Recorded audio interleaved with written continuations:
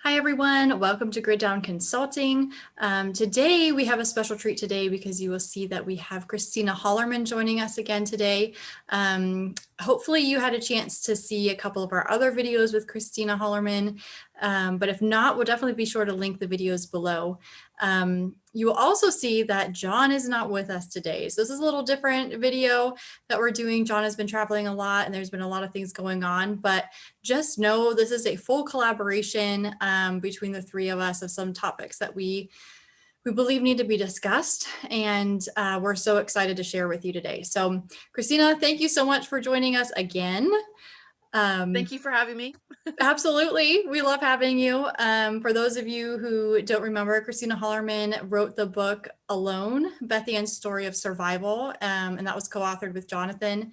And so it's really great to have you on board here to talk a little bit more about a woman's perspective and preparedness and some things that we might not be thinking about. In our last two videos, we discussed women's health and pregnancy and different things in a bug out situation if someone's pregnant and trying to get from point A to point B in a very stressful situation. And we also in the second video talked about some needs and things at a retreat location. This video is a little different. We're excited because we actually will be sharing a full resource that we've developed for this topic. So for Patreon members, make sure that you stay tuned because that'll be hitting your inboxes soon. But we really feel like this is a conversation that tends to be overlooked just because there's so many things to prepare for. And what we're hearing in the news right now that's happening in Ukraine really hits some of the points home for what we discussed last time. So we decided, let's go ahead and take a look at what's happening in Ukraine, some of the problems and issues they've been having in pregnancy and deliveries during this conflict, and giving you a resource so that you have a place to go, a checklist. We know that could be helpful. And you can blame it on us. You can blame it on John. Just tell your wife, hey, I was told I need to talk about this. So we know it's awkward, but it's going to be so much more awkward if you don't talk about it now. And you get to the retreat and there's 8-10 women there and nobody's kind of prepared because we didn't have this conversation earlier. So that's my 2 cents. I'm going to jump in and I'm actually going to share my screen. I probably should have had this shared to begin with. Sorry, everybody. And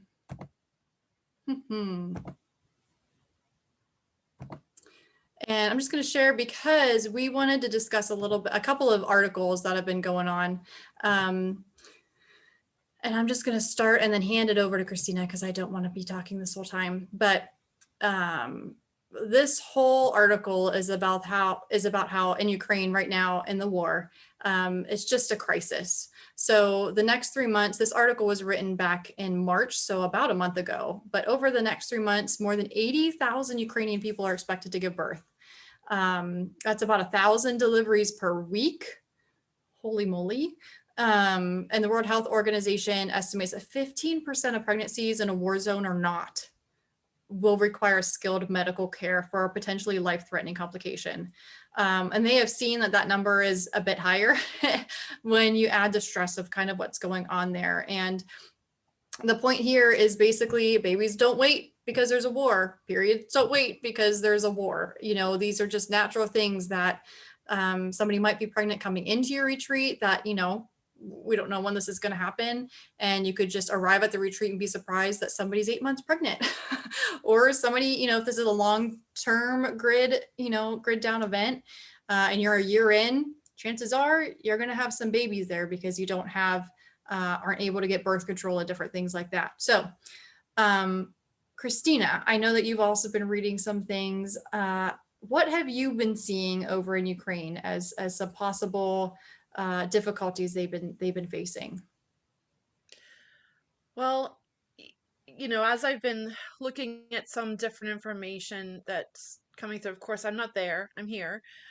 So just get little bits and pieces here and there. It seems to me that it's only been, it's been a few months now. It seems to me the biggest problem at the moment is the stress and the conditions are causing premature labor at a higher rate than what we would normally see or normally expect.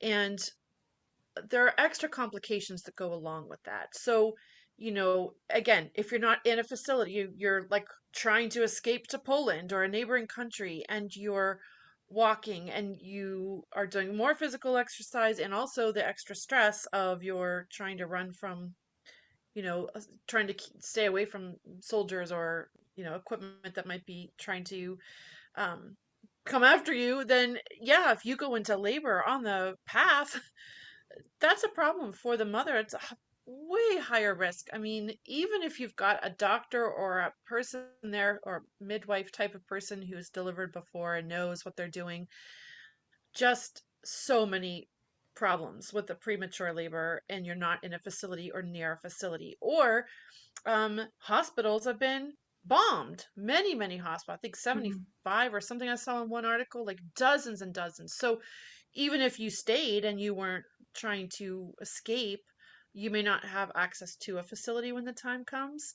Um, and then they're being shut off from supplies. So any of those extra supplies that you might need or that a medical professional might need if you can get to one, they may not have the supplies that they need. So the mother's at risk for infections and all sorts of things related to premature labor, but the baby is really depending on how early it comes. So I think the biggest problem right now is premature labors. But if this keeps going on for months and months and months, you're going to compound that with more um, malnutritioned pregnancies, like women who have been unable to get proper food nutrition for months and months and months of their pregnancy, or just stress alone can cause the um, um, uh, placental, thank you, placenta to detach, and it could cause hemorrhaging. You could lose the mom, you could lose the baby. Preeclampsia and high blood pressure, gestational diabetes, all the things that we can treat in a situation where we are, those all would come into play again later down the road. But in this beginning period of time, I think the prenatal births are a huge issue. Yeah, and I think, those articles really do discuss stress is tied to these specific complications. Stress is tied to preeclampsia. And what happens with preeclampsia is that that can kill the mother and the child.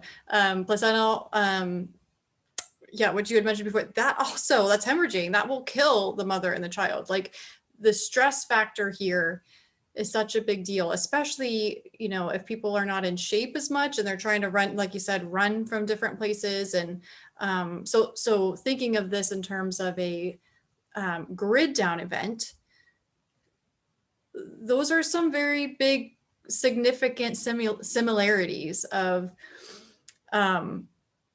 the stress will be astronomical. You're fighting for your lives and you're fighting for your family's lives, and the mom will be concerned about the unborn baby. And if you're trying to evacuate very quickly and she can't keep up, like that adds another level of stress and more complications can happen.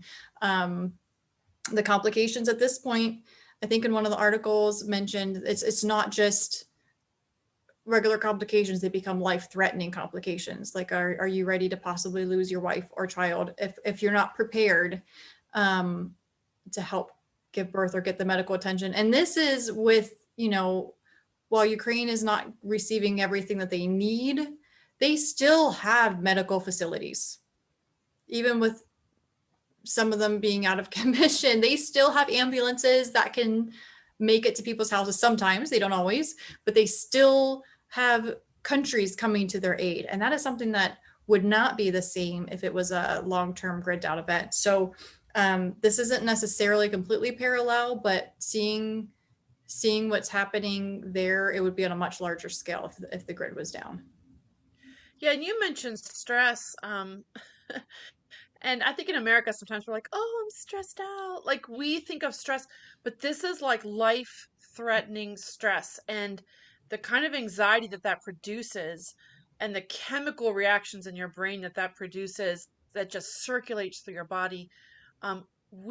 Most of us listening to this video, have not been in a situation where we've experienced that. Right. And the reaction of your body is self-preservation, really. So the effect on the baby is it can be very harmful. But like you said, it goes even beyond that because let's say you do have a successful birth, where if you're in a basement, if you're, in a cabin, if you're on the path, hiding out in a haystack somewhere. Let's say you have a successful birth and you make it through all that and the baby's alive. The stress can keep your milk from coming in, or it can greatly reduce milk production. So now, how are you feeding that little extra life? You've just got to just one more thing to think about that Think about. that's One more thing to stress about, right? right, and you have to have enough water and Yeah, hydration, for the mom in order to produce that. So if you're in a situation even where you don't have a lot of access to water, or you're rationing your water, or you don't have a safe way to, get it potable, drinkable, then you're really up a creek, yeah, kind of. You could definitely. be, you Yeah. could be. Well, and that's one Um, thing, one of the biggest things to help with milk production is, like you said, hydration. Um, Babies drink 30, 35 ounces, maybe not quite at infancy, but that's on average what they get. So if you just take that right off, cut that right off the top, like mom's not actually getting that. So if you're supposed to be drinking 60 ounces to stay hydrated, you can't really survive running around and trying to evacuate on 30 ounces. So you have to bump that up to 90 ounces in order for you to even have milk production for the baby, or your body will just go into self-preservation mode and say, well, we don't need to feed an extra human. We need to survive first. So we're going to cut that off first because we can't keep two people alive right now. exactly. Yeah. So lots of things Interest. to talk about, think about, because it's not only just a possibility, it's a probability Yeah. that you will have to deal with this in a situation where if it's a longer term, like grid down situation, you will have to deal with this. Yeah.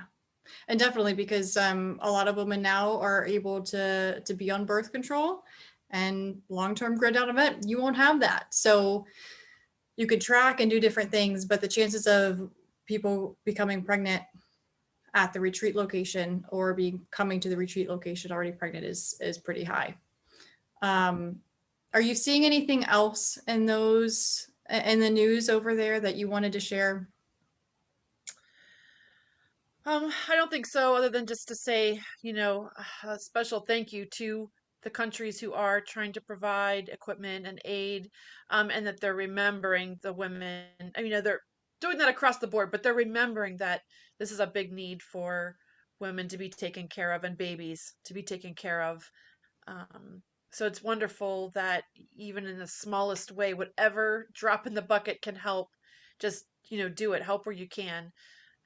But in a situation, there may not be anyone who can help Right. you in a retreat situation. So that But kind of yeah, no, that's that kind of so anyway, that's all. I appreciate everything that the countries are trying to do and help. Yeah, for sure. And that leads to our next point because it can feel daunting, especially when you don't know what is needed to be prepared in a situation like this. So if we don't have aid coming in, what are the things that you would need at a retreat to help? Um, you can't help every single complication that happens. You're just not going to be able to do that. But there are some very common ones. And so that's why we've developed this resource for some ideas to keep at the retreat, and some knowledge to just have and to maybe research ahead of time. So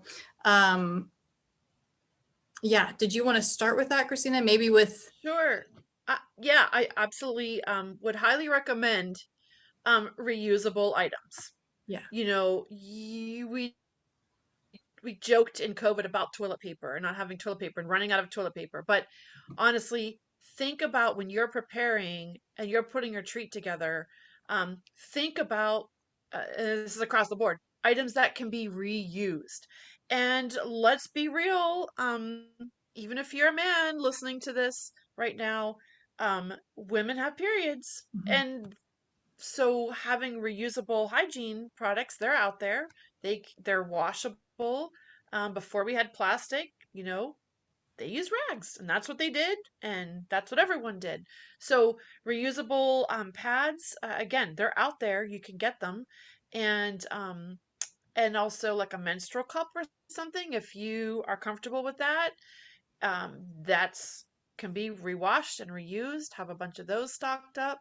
For the babies, cloth diapers. If you try to,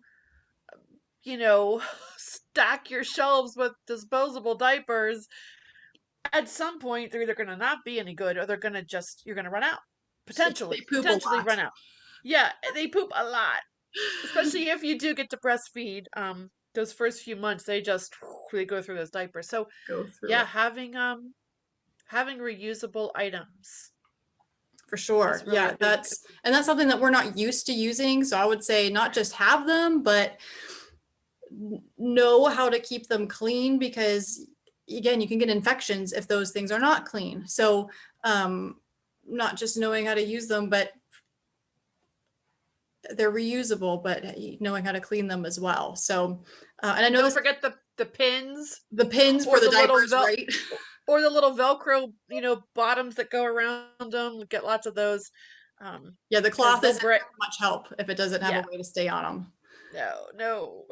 I know that there's a method. This is very off the wall, but just thinking of this, because over in like Africa, they do have a way of potty training. They basically potty train their infants, which I was like, I was looking into potty training for my kids, and I was like, potty training your infants? How?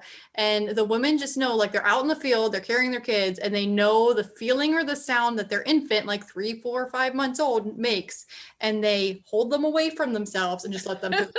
And I'm like, Let them that's go. the most bizarre thing. But might be interesting to kind of look that up. If you're getting tired of, changing all those cloth diapers and need some fertilizer for your garden, I don't know. But like, just hold them to the side and try that method. I was like, I'm not trying that method. I'd rather just keep them in diapers and potty train, I don't know, a different method. Oh But my yeah, goodness. those reusable items that we're not used to using, but we will need at the retreat. And so again, this is another conversation of, it's going to be a lot more awkward if you wait until you get there and you have half of your retreat as women and nobody's thought of this. um, you'll have to talk about it one way or the other. Yes. But yeah, And you were, go sorry. ahead. Oh, I was gonna say, you were talking about properly cleaning, like knowing how to properly clean the items and having the right kind of, soap and things like that to clean, to make sure that you are not spreading infection, or not harboring bacteria and that sort of thing that you can pass on to very sensitive private areas. Because one of the big things is infection is a problem. Like right now, if we get an infection, we go to the doctor, we get an antibiotic. That is not going to be as possible. So prevent, do as much as you can to prepare for preventing infections.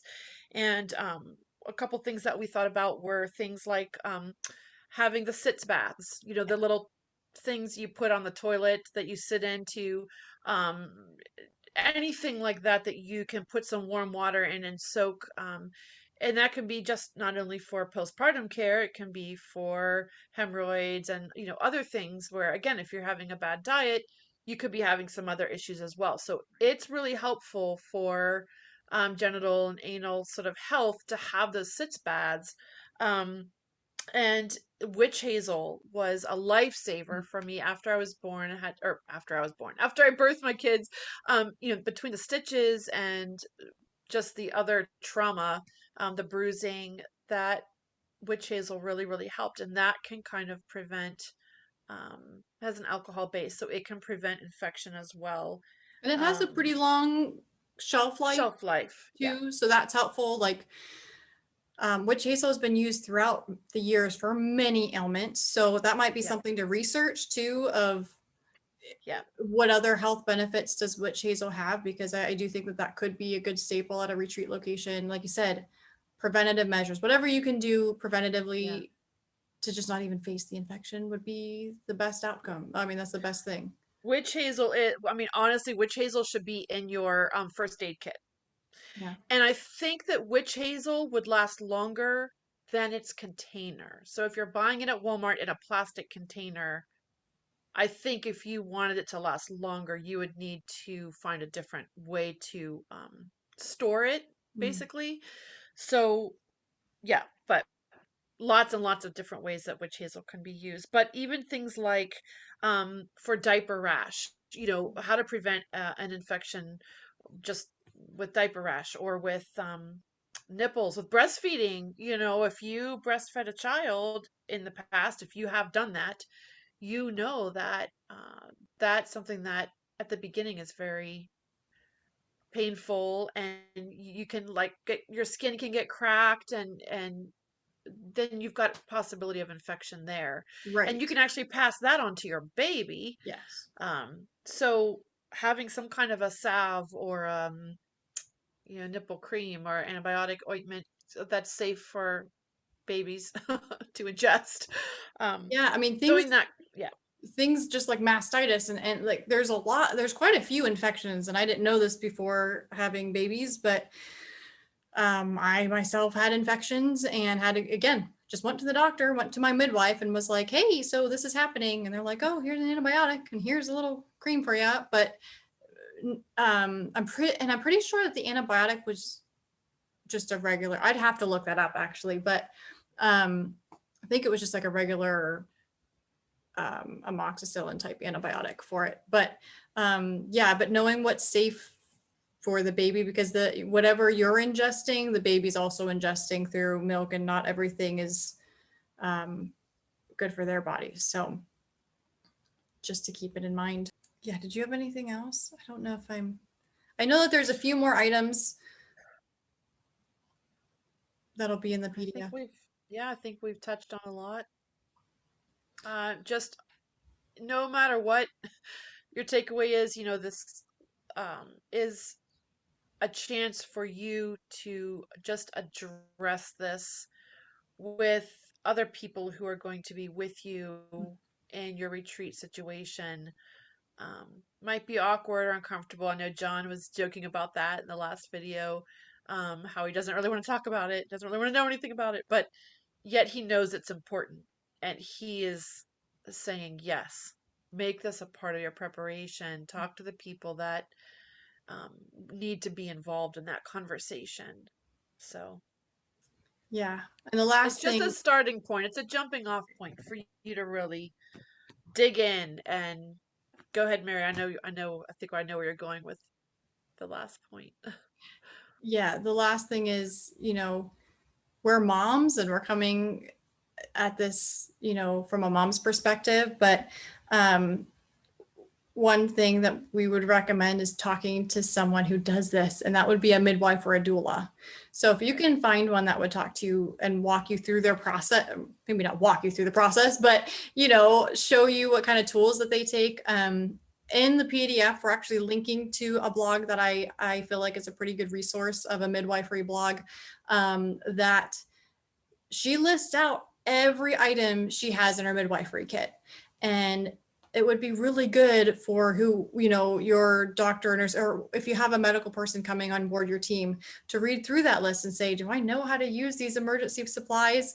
Just even thinking of, you can't use a regular needle on an infant because their vein is like the size of that needle. Like you can't actually do that. So having those types of emergency things, if you had to, I don't know, use them, and just clamping and cutting a cord, once the baby's born. Like I've never done that. And my husband would say, all I did was, whatever the doctor said. Neither of us know how to use any of those tools, or if you need to use forceps, whatever's in that kit. I would highly recommend looking into that. And we'll have a link there in the resource. But yeah, definitely take time. Now is the time to have some kind of knowledge about this, so you're not taken back when you get to the retreat. Again, you could be older and feel like this does not pertain to me. However, if you have the knowledge beforehand and you get to your retreat, chances are there's going to be somebody that's of age to be giving birth or going through something, and you could have already thought through this situation to possibly save the life of that mom or that baby. So Right. more heavy things to think about. Yes. Yeah. So awesome. Well, I think that's probably enough talk about this, but thank you, Christina, for coming again. Yeah. Thank you again for asking me to be a part of the conversation. So Absolutely. And just a John, jumping off point. yes, definitely.